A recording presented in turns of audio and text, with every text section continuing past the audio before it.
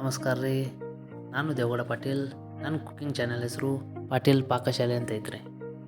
ಇವತ್ತು ನೋಡೋಣ ಬರ್ರಿ ಚುರುಮುರಿ ಬಜ್ಜಿ ಮನೆಯಲ್ಲಿ ಹೆಂಗೆ ಮಾಡೋದಂತ. ಅದಕ್ಕೆ ನಮಗೆ ಬೇಕು ಒಂದು ಎರಡು ಮೂರು ಕುಚ್ಚಿದ ಬಟಾಟಿ. ಒಂದು ಬೌಲ್ ತೊಗೊಂಡು ಅದ್ರಾಗ 2 ಬಟಾಟಿ ಹೆರದ್ ತೊಗೋರಿ.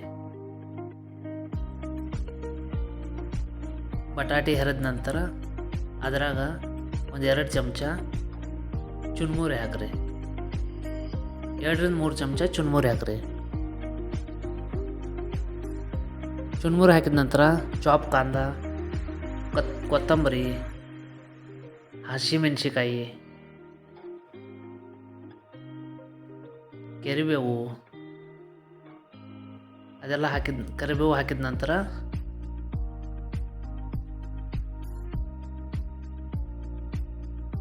ಜೀರಿಗೆ ಹಾಕ್ರಿ.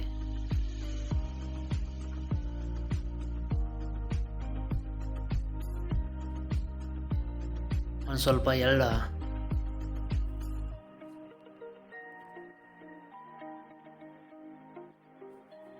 ಮನೆಯಲ್ಲಿ ಸ್ವಲ್ಪ ಗರಂ ಮಸಾಲೆ ಇದ್ರೆ ಗರಂ ಮಸಾಲೆ ಹಾಕ್ರಿ. ಧನಿಯಾ ಪೌಡರ್, ಜೀರಾ ಪೌಡರ್ ನೀವು ಏನೂ ಹಾಕ್ಬೋದು. ಹಸಿಮೆಣ್ಸಿಕಾಯಿ ಬೇಡಾದ್ರೆ ಒಣ ಖಾರ ಕೂಡ ಹಾಕ್ಬೋದು.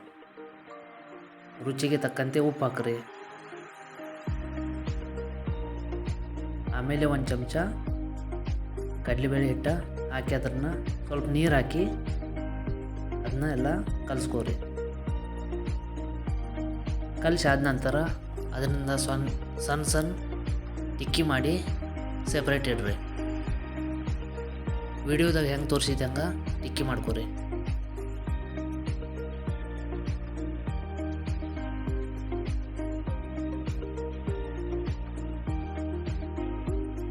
ಟಿಕ್ಕಿ ಆದ ನಂತರ ಈಗ ನಾವು ಎಣ್ಣೆ ಕಾದೈತಿ, ನಮ್ಮ ಚುರುಮುರಿ ಬಜ್ಜಿನ ಫ್ರೈ ಮಾಡೋಣ ಅಂತ.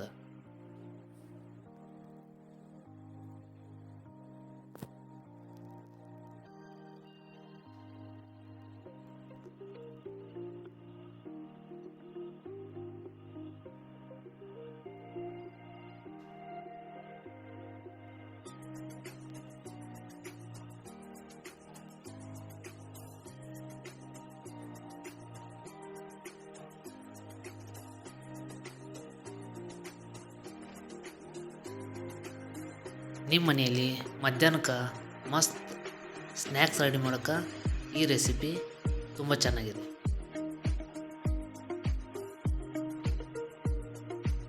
ಒಂದು ಸೈಡು ಫ್ರೈ ಆಗೈತಿ, ಮತ್ತೊಂದು ಸೈಡ್ ಅದನ್ನ ತಿರುವಿ ಫ್ರೈ ಮಾಡಬೇಕು.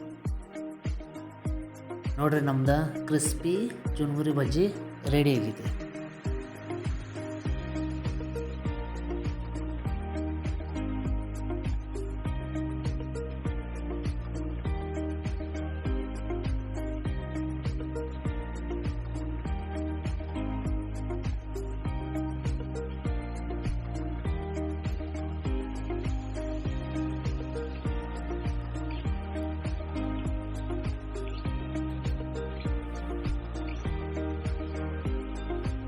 ನಾವು ಒಂದು ಪ್ಲೇಟ್ದಲ್ಲಿ ತೆಗೆದ ಪ್ಲೇಟಿಂಗ್ ಮಾಡೋಣ ಅಂತ ಬರ್ರಿ.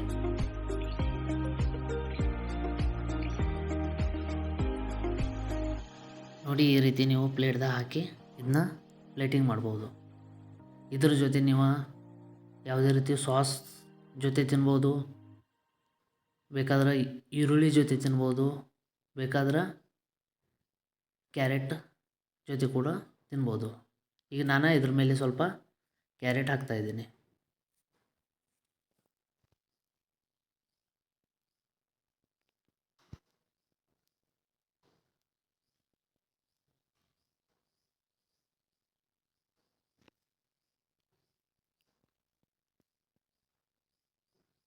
ಇದೇ ರೀತಿ ಹೊಸ ರೆಸಿಪಿಗಾಗಿ ಪಾಟೀಲ್ ಪಾಕಶಾಲೆ ಕುಕ್ಕಿಂಗ್ ಚಾನೆಲ್ನ ಸಬ್ಸ್ಕ್ರೈಬ್ ಮಾಡಿರಿ.